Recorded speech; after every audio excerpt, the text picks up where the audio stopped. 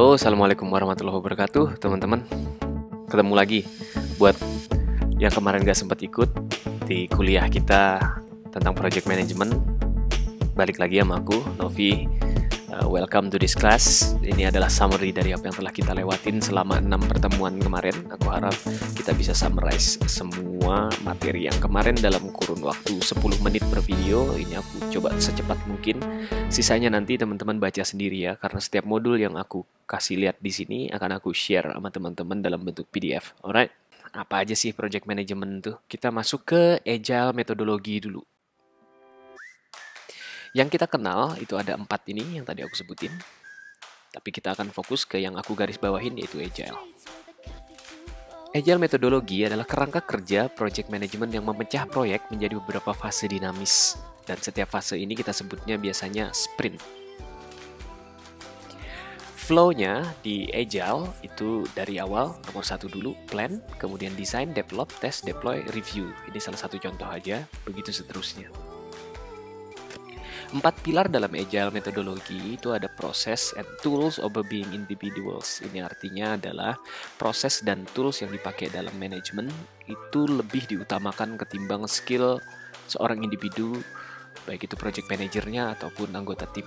Yang kedua, kita sangat mengandalkan software, di mana pada kasus ini kita pakai Trello, oke? Yang ketiga, customer collaboration atau client daripada contract negotiation. Jadi sebelum kita ngerjain sebuah proyek kan biasanya tuh ada poin-poin di negosiasi kontrak tuh kan tercantum poin A, B, C, D gitu ya. Apa aja yang harus jadi tanggung jawab kita. Nah, cenderung biasanya poin-poin tersebut berubah kan selama proses pengerjaan proyek. Di agile metodologi kita jarang negosiasi perkara poin-poin ini, tapi kita langsung cenderung beradaptasi di execution-nya dengan melibatkan key stakeholders langsung ada di dalamnya untuk ikut melihat apa aja task-nya dan apa aja yang perlu ditiadakan, apa aja yang perlu ditambahkan. Kemudian yang keempat, itu dia fleksibel karena dia gampang beradaptasi terhadap perubahan selama pengerjaan project. Apa bedanya waterfall sama agile? Waterfall itu cenderung linear, di mana fase A, B, C, D itu harus kelar secara linear, di mana A dulu, baru B, C, dan seterusnya.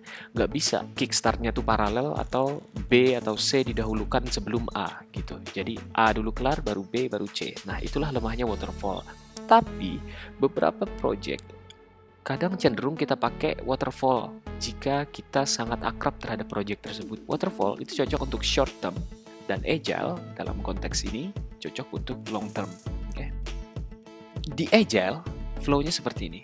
Sprint planning, kemudian diimplementasi, kemudian review, kemudian sprint retrospektif. Retrospektif ini artinya kita ngelihat kembali, kita nge-review lebih dalam. Apa aja yang perlu ditambahkan, apa aja yang perlu ditiadakan, kesalahan apa yang telah kita temukan, bisa nggak kita improve di step selanjutnya dalam sprint selanjutnya. Ini seterusnya seperti itu. Sprint 1, 2, 3, begitu seterusnya sampai project tersebut kelar. Penjelasan tentang sprint.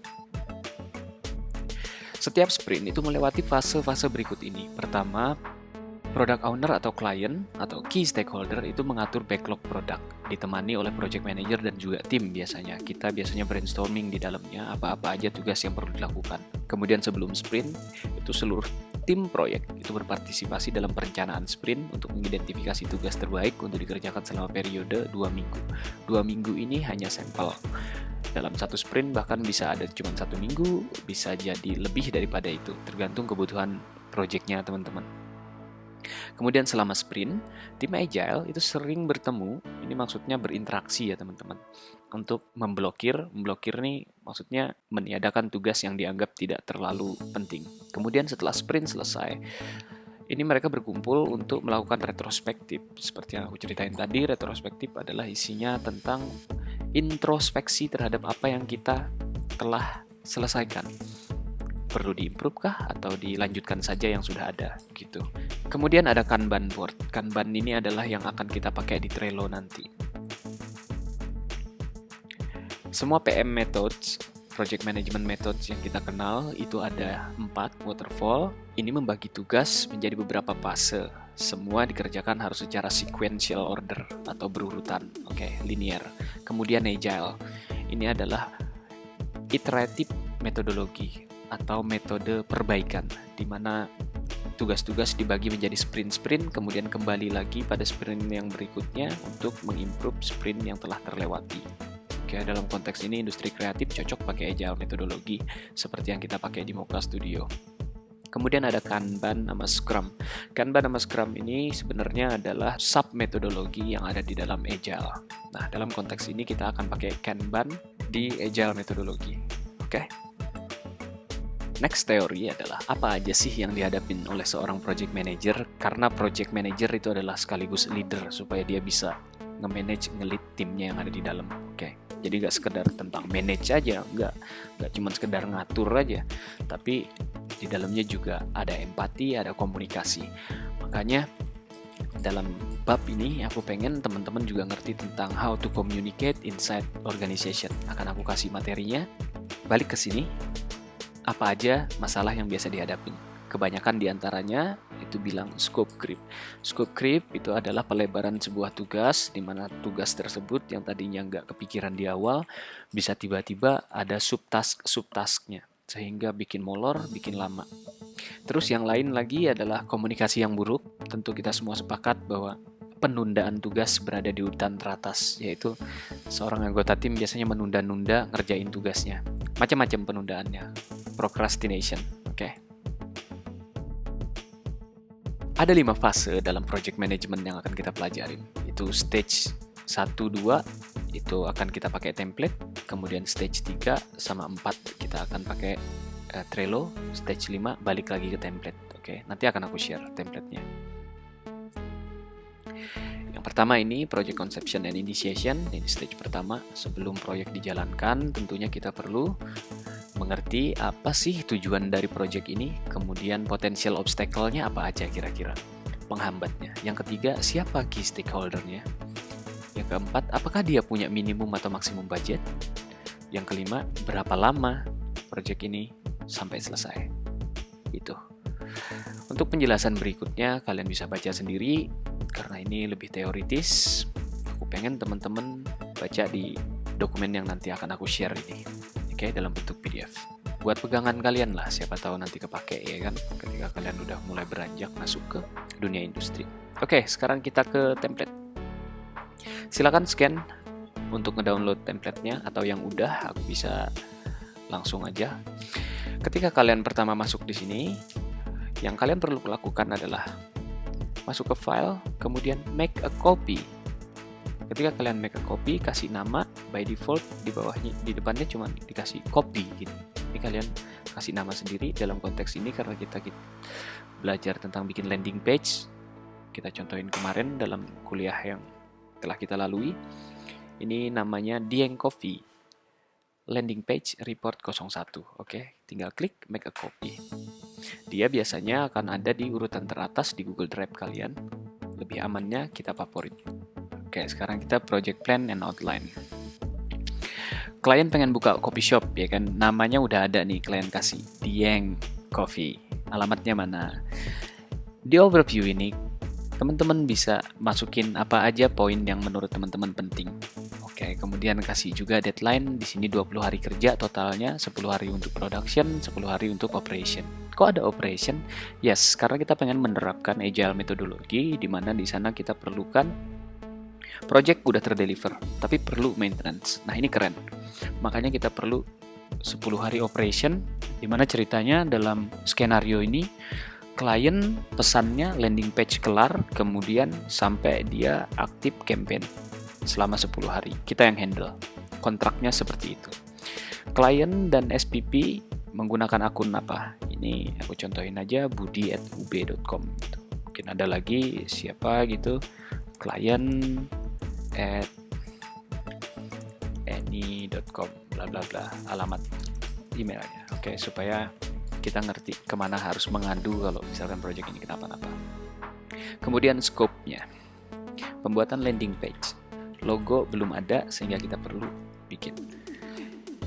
Hanya ada 2 di sini. Proyek ini akan memerlukan dan tidak akan mencakup. Gitu. Kita perlu bikin logo aja, tapi nggak corporate identity yang lengkap sampai bahkan kop surat juga dibikin, design invoice dibikin, kita nggak perlu itu. Kemudian fotografi. Wow, di sini ceritanya original shots, tapi nggak perlu animation. Oke, original shot artinya foto tersebut harus diambil langsung di tempat coffee shopnya. Nggak boleh download dari stock market gitu. Kemudian blogging untuk sesederhana 3 post saja.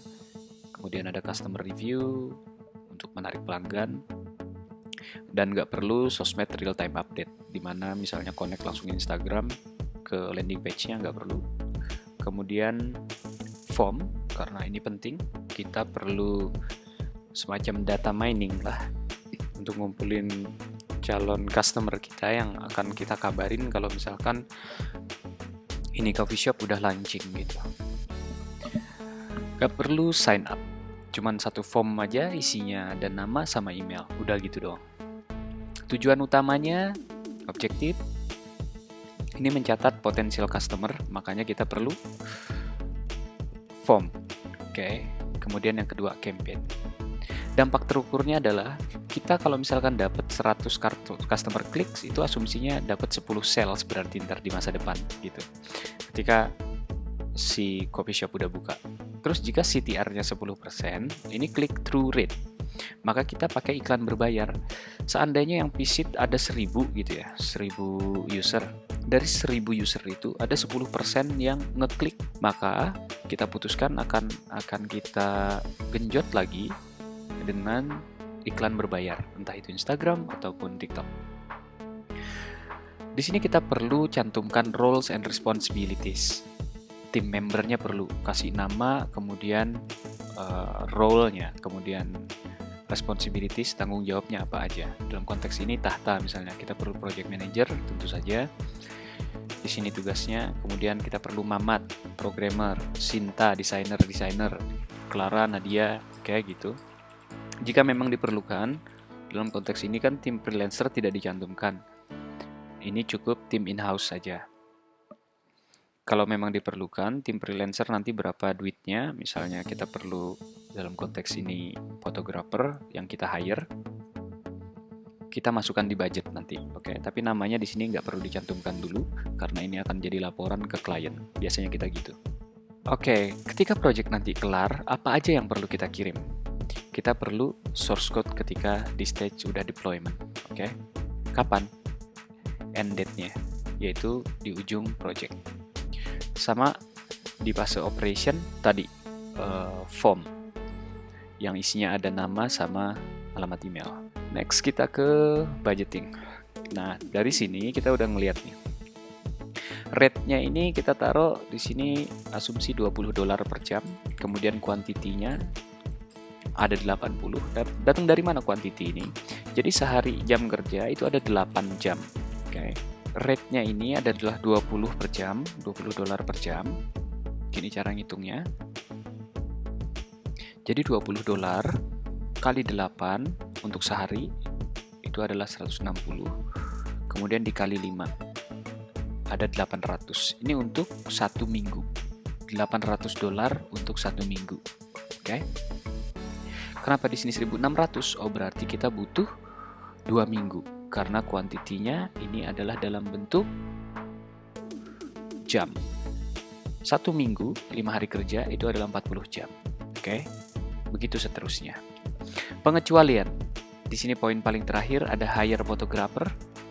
Ini freelance dalam kurung. Di sini langsung dibudgetin $300 karena ini satu package. Unitnya satu package, deal-dealannya adalah $300 dalam waktu 2 minggu tersebut untuk dia ngambil foto. Akhirnya kita dapat total segini.